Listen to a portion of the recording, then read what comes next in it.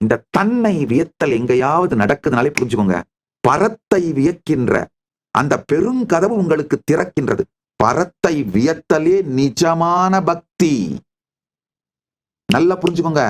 பரத்துக்கிட்ட போய், பரம்னு நான் சொல்றது பரம்பொருளை, பரம்பொருள்கிட்ட போய் எப்ப பார்த்தாலும் பிச்சை எடுக்கிறது டிசப்ஷன், டிவோஷன் கிடையாது.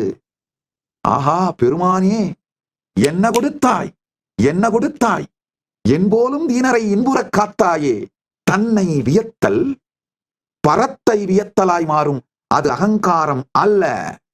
தன்னை வெறுத்தலும், தன்னை மறுத்தலும், தன்னை சந்தேகித்தலும் அதுதான் அகங்காரம் விளையும் பூமிங்கயா.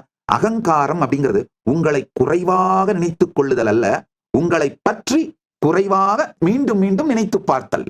ரெண்டு டிஃபரன்ஸ் புரிஞ்சுக்கோங்க. உங்களை குறைவாக நினைத்துக் கொண்டு அதையே தொடர்ந்து நினைத்துக் கொண்டிருப்பது அகங்காரம். உங்களை பற்றி நினைப்பே இல்லாமல் மிக மிக குறைவான நேரமே உங்களை பற்றி நினைப்பு இருப்பதுதான் அகங்காரம், இன்மை.